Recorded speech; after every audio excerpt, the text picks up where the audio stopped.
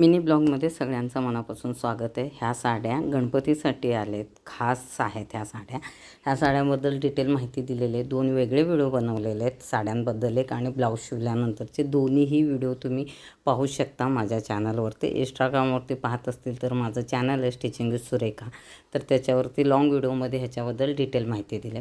हा वेगळा ब्लाऊज होता, ब्लाऊज पीस थोडासा पॅटर्न वेगळा होता उंचीला। तर पहिल्यांदा असा गुजराती पॅटर्नमधला हा शिवला, पण खूप परफेक्ट बसला ज्यांच्यासाठी मी शिवला।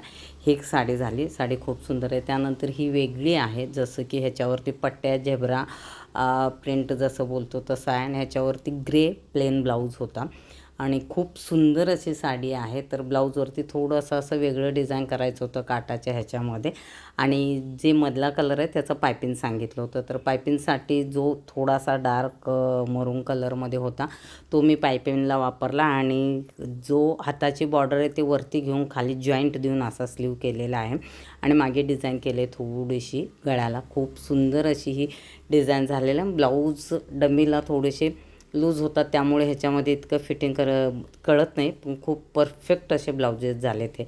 त्याच्यानंतर हा मरून कलर आहे आणि डार्क बॉर्डर आहे त्याला ग्रीन कलरची, तर त्याच्यासाठी खूप सुंदर असा त्याचा ब्लाऊज होता, आणि ह्याच्यावरती प्रिंट खूप छान होती।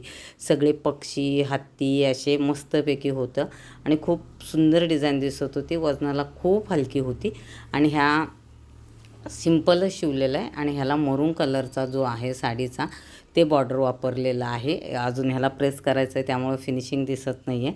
नवीन जो आहे जो मेन व्हिडिओ आहे तो व्हिडिओ चेकआउट करायला विसरू नका, म्हणजे तुमच्याकडे अशा साड्या असतील तर सिंपलमध्ये तुम्ही कशा डिझाईन करू शकता हे डिटेल दिलेलं आहे। हे अजरक प्रिंटमध्ये खूप सुंदर आहे, जशी याची बॉर्डर मोठे ब्लाऊज तसा परफेक्ट त्याच प्रिंटमध्ये होता, त्यामुळं ब्लाऊजला जास्त काही डिझाईन केलेलं नाही आहे। राऊंड गळा ठेवला आहे समोर, मागून वी केलेला आहे, आणि पपसारखे थोडेसे ठेवलेत, आणि इलॅस्टिकचं स्लीव केलं आहे, त्यामुळं ब्लाऊजला एक वेगळा लुक येतो, हे तुम्ही पाहू शकता। तेवढाच कपडा होता।